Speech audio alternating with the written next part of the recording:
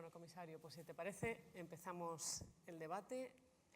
Yo recordando brevemente, como ha señalado el comisario, que el pasado día 10, hace muy poco tiempo, hace unos días, tuvimos esta 21ª cumbre europea de Ecotec precisamente para hablar de esto. Y creo que desde luego fue un foco de atención hacia la economía circular. Yo diría que hasta sorprendente, porque tuvimos la participación, no solamente, como ha dicho el presidente del Instituto Pascual, de 3 jefes de Estado, presidido por Su Majestad el Rey, sino que estuvieron también el presidente del Parlamento Europeo, el comisario Carlos Moedas, varios ministros, estuvieron autoridades científicas y hasta 20 representantes de autoridades climáticas de 20 países diferentes. O sea, que realmente fue una reunión muy interesante con ese foco sobre la economía circular. Y el lema de la cumbre era innovando para una economía circular europea. Ese era el lema. Y pensando en innovación, yo creo que claramente es un ámbito que puede tener, yo diría que de los mayores impactos posibles, porque no estamos hablando de innovar en un producto, de innovar en una empresa, innovar en un sector.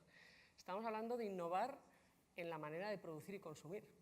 Estamos hablando de pasar de esta cadena que venimos practicando, de extraer materias primas, producirlas, utilizarlas y desecharlas, a una nueva manera. Es casi un cambio de paradigma que va, desde luego, a transformar muchísimos negocios, ¿no? Y yo creo además que no solamente tiene que ver, como decía el comisario, no solamente tiene que ver con la sostenibilidad, que por supuesto tiene que ver, sino que tiene muchísimo que ver con la competitividad de Europa. Esta es una de las grandes oportunidades que tiene en este momento Europa, y así lo señalan todos los estudios. Nosotros desde Ecotec hemos querido entender cómo está el estado de la economía circular en España, y para ello hemos trabajado con la Cátedra UNESCO de Sostenibilidad con la Universidad Politécnica de Cataluña. Y por hacer una frase de resumen, al final es algo así como la crisis truncó un modelo de crecimiento poco eficiente en el uso de materias primas, de materiales y de energía, y en este momento tenemos la oportunidad de recuperar un modelo de producir y consumir mucho más sostenible y perfectamente competitivo y con grandes oportunidades. El comisario ha señalado el tema del empleo, que esa es también una de las buenísimas noticias, que es la capacidad de generar empleo que tiene esta aproximación. Simplemente yéndonos a la regulación, que si se implementa toda la regulación que hay en este momento sobre gestión de residuos, estamos hablando de más de 400.000 empleos a nivel de la Unión Europea y en España concretamente un poco más de 50.000. Realmente es una capacidad de generar empleo, yo creo que muy interesante. Nosotros hemos querido hacer nuestra propia recomendación desde Ecotec, 6 líneas para trabajar sobre la economía circular. Por supuesto, educación ambiental y formación de nuevos profesionales, implementación de mecanismos de financiación y de sistemática de colaboración público-privada, incentivos fiscales a la compra verde innovadora, ciencia y tecnología para responder a los grandes retos. Evidentemente, esto no solamente es una cuestión europea, es una cuestión también nacional, o sea, o generamos un paralelismo entre las políticas europeas y las políticas nacionales o no haremos eficientes el esfuerzo de los países miembros. Normas coherentes y armonizadas entre sectores y entre territorios, eso es clave también, y como ha señalado el comisario, y muy importante, sistemas de evaluación y sistemas de seguimiento. Desde luego es nuestra intención hacerlo de forma anual, analizar el estado de la economía circular en España e ir viendo cómo vamos avanzando, ¿no? La conexión con la lucha con el cambio climático. Bueno, creo que si hablamos de calentamiento global, creo que ya no es un tema de discutir si hay calentamiento global o no hay calentamiento global. Todas las predicciones se han cumplido, absolutamente todas se han cumplido. No solamente se han cumplido, sino que creo que estamos viendo perfectamente cómo estamos sufriendo las consecuencias. Y por dar 3 datos, claro, esto no es Europa, esto es el mundo, desde la revolución industrial ha aumentado un 30% las emisiones de CO2, ha subido, por efecto de la fusión de los polos, ha subido 17 centímetros el nivel de los mares y la temperatura media ha subido 1 grado. Esto quiere decir que en unos años nuestra costa, las costas en general y la nuestra en particular, están tremendamente amenazadas. Las previsiones que hace UNESCO y hace el Banco Mundial sobre, en términos migratorios, hablan de un potencial movimiento de refugiados climáticos entre 50 y 200 millones de personas. Para que nos pongamos en contexto la tragedia migratoria de Siria, estamos hablando de un movimiento de 13 millones de personas. O sea que realmente es un tema al que le tenemos que prestar mucha atención, porque es algo que nos afecta y además es algo de lo que se puede generar modelos de todo tipo, desde luego empresariales también, que sean capaces de generar productos y servicios que nos ayuden a mejorar nuestra aproximación con el clima. Y yo quería preguntarte, comisario, has hablado de las herramientas, de los programas, pero dos cosas en la misma pregunta. Primero, ¿tenemos ya resultados de esa primera aproximación europea en la lucha contra el clima? ¿Hay algunos resultados? ¿Hay algo que nos haga pensar cómo estamos avanzando en Europa dentro de tu política, cómo se percibe? Porque esto es, al final, el Colegio de Comisarios y el Consejo de Ministros es parecido. Uno intenta desde su política, pero hay que convencer a los colegas y os podéis imaginar que no es nada fácil. Al final, esto tiene que ser algo de todo el Colegio de Comisarios. Se tienen que concienciar todos y todos en cada uno de sus ámbitos poder ayudar, ¿no? Y luego, eso, una pregunta. Y la segunda, dentro de la misma, es, esto es Europa. Esto, ¿cómo se ve esta aproximación que lleva Europa? Luego, ¿cómo se combina con otros ejes a nivel internacional? Voy a empezar por el final. Es decir, la diferencia fundamental entre el protocolo de Kioto y el Acuerdo de París es que en Kioto, al final, con objetivos vinculantes, nos quedamos los europeos, Noruega, Liechtenstein, Suiza y poco más. El resto de los países no tenían objetivos vinculantes. Suscribían el Acuerdo de Kioto, pero las acciones de mitigación las hacían los países de la Unión Europea. Y establecimos nuestros objetivos, eran para 2020, 2020, cifra mágica, no sé por qué se estableció, porque no estaba yo en aquella época. Pero sí puedo decir que estamos en ello, ¿no? A mí, en el Ministerio, cuando decía a alguien estamos en ello, proponía su cese, porque es la manera de decir que no estamos en ello. Pero sí puedo decir que en materia de renovables teníamos un objetivo del 20%, la Unión Europea está a 2015 cerca del 16-17%, en materia de reducción de emisiones proponíamos un 20%, estamos en un 22%, luego hemos reducido más las emisiones, y en materia de eficiencia energética hemos incrementado nuestra eficiencia energética y estamos en la banda del 20%. Por tanto, la Unión Europea lo está haciendo. Pero lo más importante no es eso.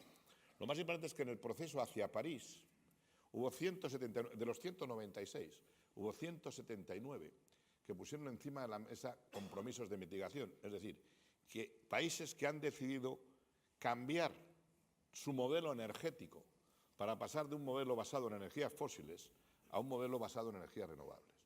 179. Y cuando la Agencia Internacional de la Energía evalúa las inversiones necesarias, son en trillones de dólares, son 13,5 trillones, son 13.500 millones de euros la inversión necesaria para cumplir esos objetivos de mitigación. ¿Qué quiere decir eso?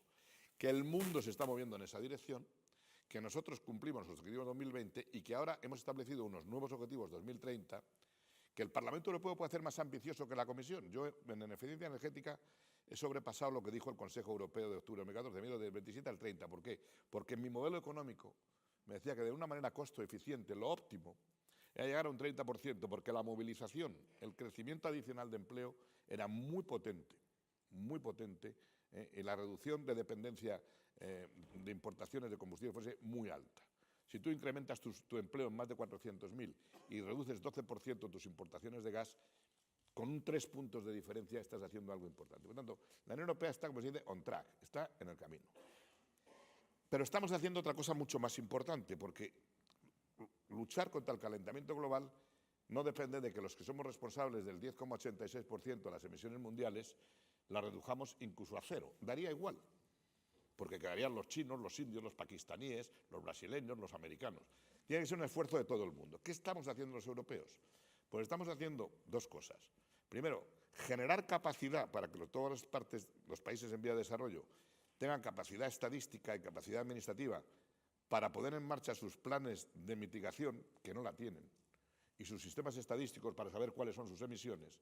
Y, en segundo lugar, poner en marcha ayuda financiera para que puedan poner en marcha los procesos de mitigación y adaptación.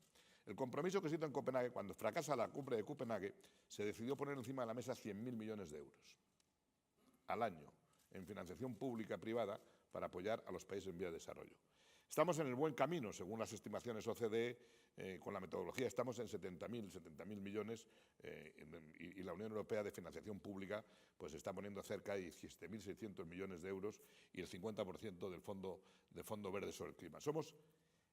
Con el 10% de las emisiones somos los más solidarios en financiación climática internacional. Lo que hacemos dos cosas. Trabajamos dentro de la Unión Europea con objetivos vinculantes ambiciosos. Somos la única parte de Naciones Unidas que tiene objetivos y legislación. Toda la legislación necesaria ya está en el Parlamento y somos los más solidarios en ayuda internacional. Por eso, cuando vamos a la mesa de negociación a hablar con los países en vías de desarrollo, nos escuchan, porque somos solidarios y somos líderes. Y luego somos líderes en una cosa mucho más importante, en innovación.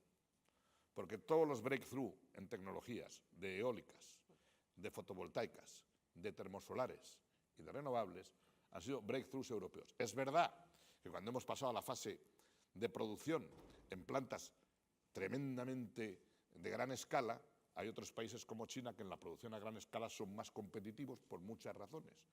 Pero las tecnologías de punta son europeas. Y ahora tenemos que seguirla en la nueva generación, en las baterías. Yo eso con el comisario Moedas quiero hacer una gran iniciativa europea para las baterías de tercera, cuarta y quinta generación.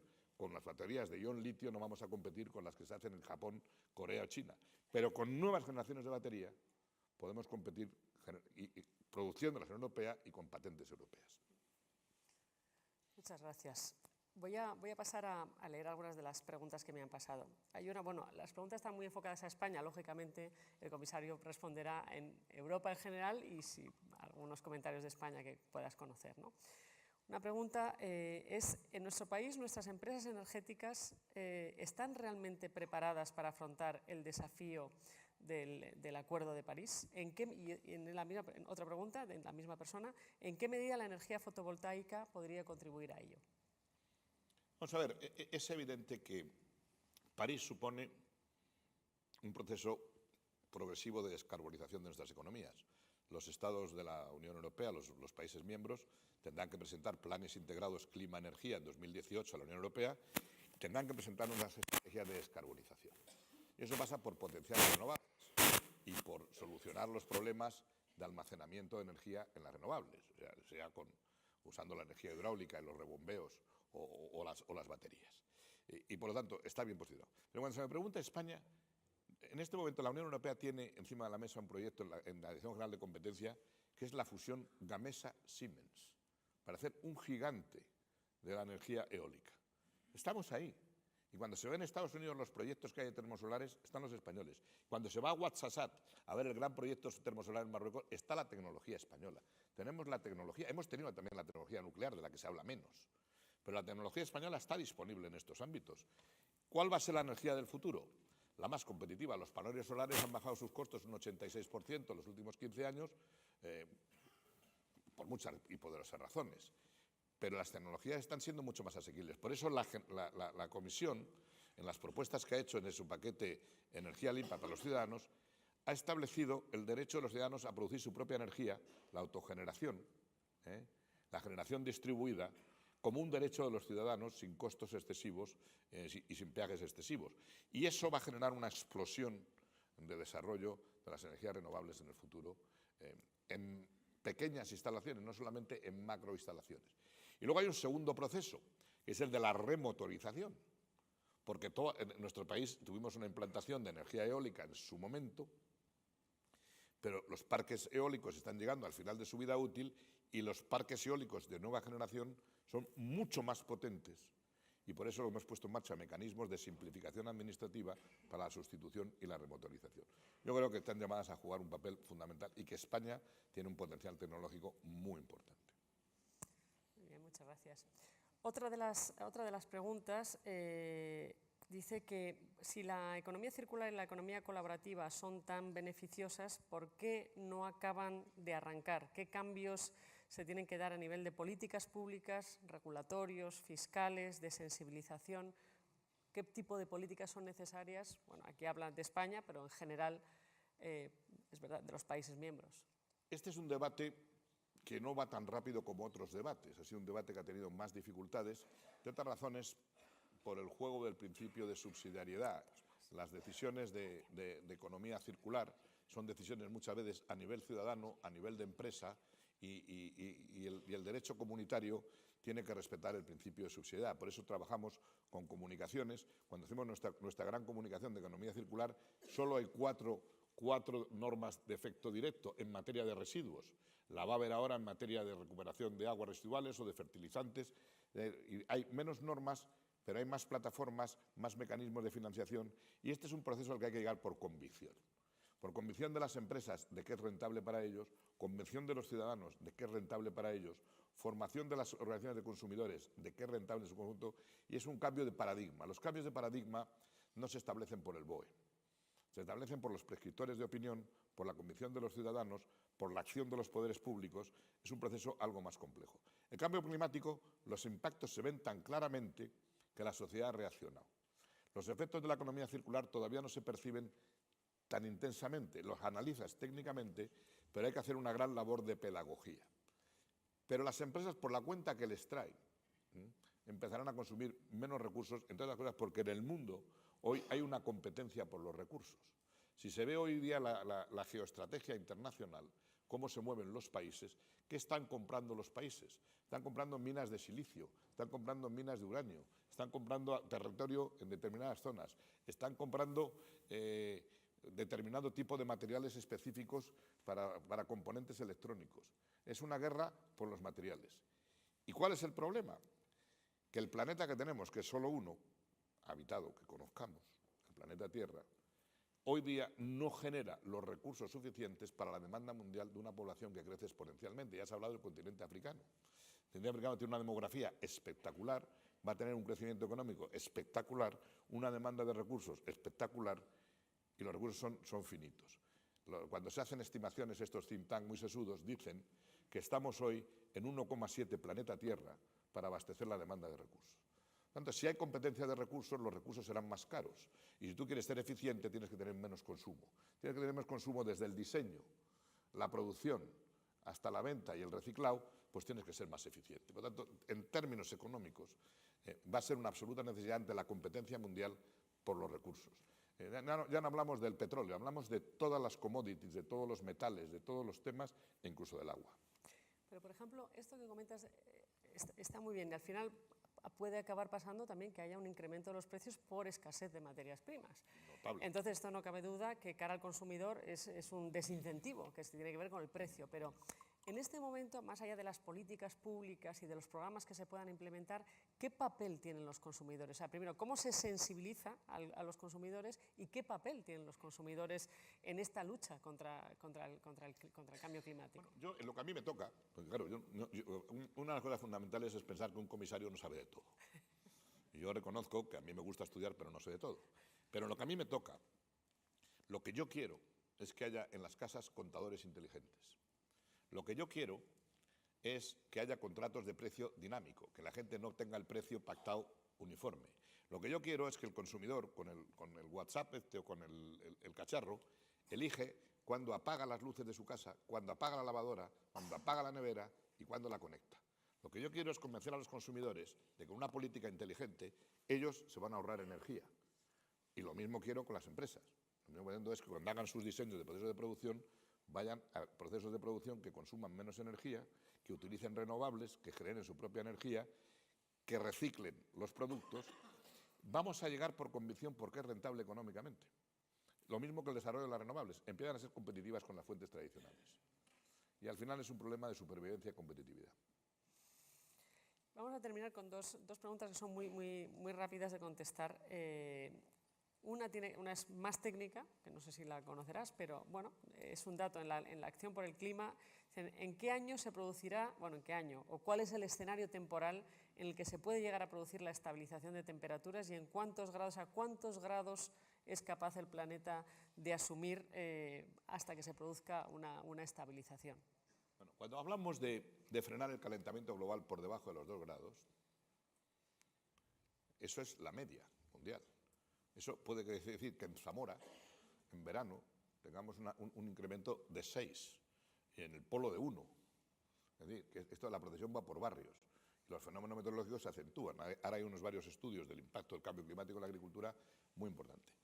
El Acuerdo de París es un acuerdo dinámico, que es que a lo largo de este siglo frenemos el calentamiento global por debajo de 2 grados. Ni hoy, ni mañana, ni pasado. Con lo que está encima de la mesa de los compromisos de mitigación puestos en París, estamos en la senda de entre 2,9 y 3,2 de incremento, con los compromisos que hay encima de la mesa. Si no hubiéramos hecho esos compromisos de mitigación, estaríamos en 4,8. Lo cual, ¿qué quiere decir? Que cada 5 años tenemos un proceso dinámico de incrementar nuestra ambición y que en el año 2023 nos tendremos que sentar encima de la mesa para ver cuáles son nuestros compromisos posibles si en 2025 incrementamos el nivel de ambición de la Unión Europea. Ahora mismo estamos en 40, pero la Unión Europea no es la única. Entonces, este es un proceso dinámico. Si todos vamos cumpliendo nuestros compromisos de mitigación a lo largo del siglo, evitaremos el calentamiento global. Pero no es una cosa ni para hoy ni para mañana. En la Unión Europea, como somos líderes, deberemos estar en un proceso muy intenso de descarbonización en 2050. Y yo quiero preparar en el 2018 una estrategia de descarbonización, por lo menos para llegar entre el 80 y el 95% en la Unión Europea en 2050. Pero una estrategia no es poner hitos. Una estrategia es valorar los impactos económicos y sociales que pasar de producir energía con combustibles fósiles a renovables supone en la economía, supone en el transporte, supone en la agricultura, supone en los edificios. Es mucho más complejo. Por lo tanto, ellos probablemente sea el documento más complejo que debo dejar al final de mi mandato, que es una estrategia de descarbonización para que la Unión Europea en 2050 esté ella. Pero China no hará pico en sus emisiones hasta 2030 y es el mayor emisor del mundo, con casi un 30% de las emisiones globales. Por tanto, es un proceso complicado, un proceso lento, es un proceso que lo que exige es que todos los países vayan unidos, incluso los Estados Unidos de América. Esa es la del cierre. Yo siento no poder hacer todas, pero tengo que cerrar con esta. ¿Está realmente el Acuerdo de París en riesgo con la nueva presidencia de los Estados Unidos? En este momento, las campañas electorales son una cosa, la gestión luego de los países es otra. Las administraciones públicas tienen muchos datos. Los Estados Unidos abandonaron Kioto y tuvieron que volver. Y les costó mucho volver a ser líderes en los temas. Lo que sí está muy claro es que la Unión Europea va a seguir con sus compromisos de cambio climático, que vamos a estrechar relaciones con China para poder tirar del carro con Canadá y poder seguir adelante, porque creemos que el proceso de descarbonización es inteligente en todo caso. Veremos lo que hace Estados Unidos. Estados Unidos puede abandonar la Convención del Clima, abandonar el Acuerdo de París, seguir en París con una actitud pasiva o seguir en París con una actitud obstruccionista. Hay 4 escenarios distintos. En los 4, la Unión Europea va a jugar apostando por la ambición y el liderazgo. Pues muchísimas gracias. Vamos a dar por terminado aquí el debate. Agradecer al comisario la concreción, la concisión en sus respuestas. Desde luego, el compromiso de Ecotec en intentar alinear las políticas de ciencia e innovación en la lucha contra el cambio climático y en las políticas de energía tan relevantes para la lucha contra el cambio climático. Muchísimas gracias a todos por la participación y un aplauso fuerte para el comisario.